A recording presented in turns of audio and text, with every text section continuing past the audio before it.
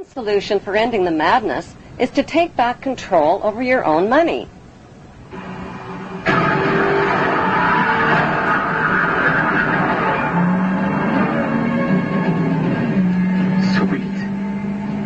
Right now, your money is in the hands of the ruling families who own all of the world's banks, including the privatized central banks.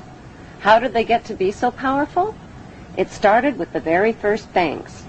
In the beginning, banks were a safe place for people to store their gold. When the bankers discovered that people left most of their gold in the bank for safekeeping, they started lending out the gold that didn't belong to them and charging interest on it.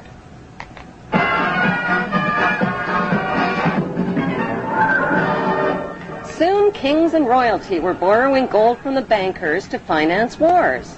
Since wars were extremely good for business, the bankers started stirring up conflicts that led to more wars. Then they lent money out to both sides of the wars and collected huge interest rates.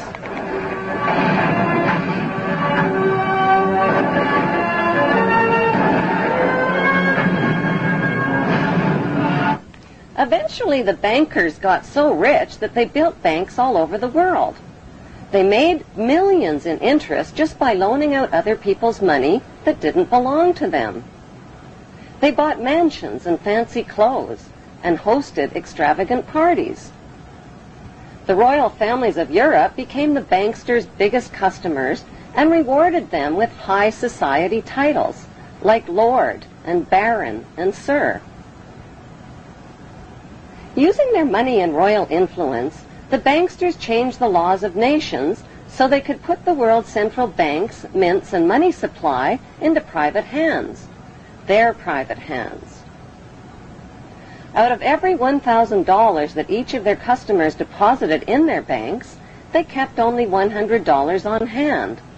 They took the rest of their customers' money and made loans with it, invested it, and started up other businesses, like the steel business to create rails for their railway companies to transport oil for their oil companies.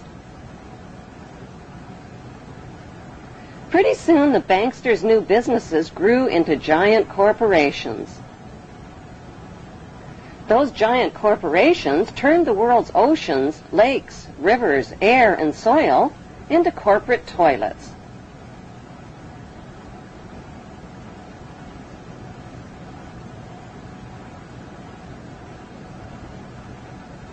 When profits from all their oil, mining, and drug company monopolies soared, the banksters became the world's richest men, but their greed had no limits.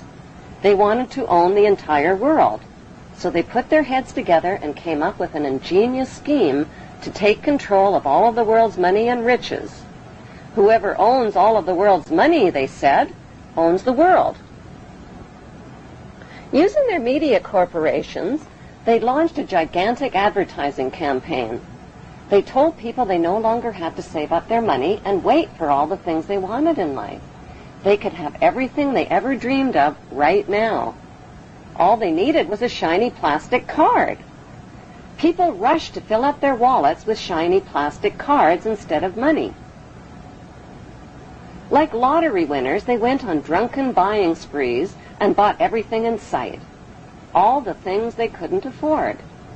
Nobody even noticed when their hard-earned paychecks were automatically deposited in the bank without ever being cashed. Suddenly, people's bills, fines, taxes, and purchases were automatically deleted from their accounts, and paying by check quickly became unfashionable.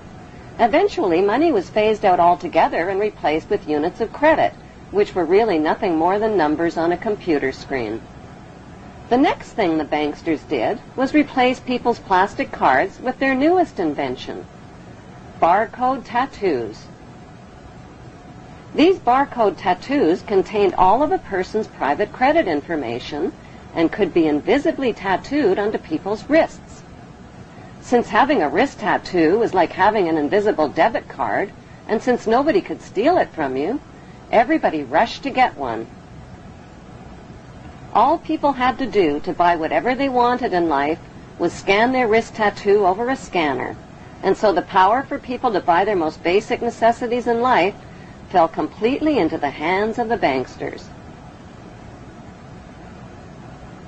Suddenly, people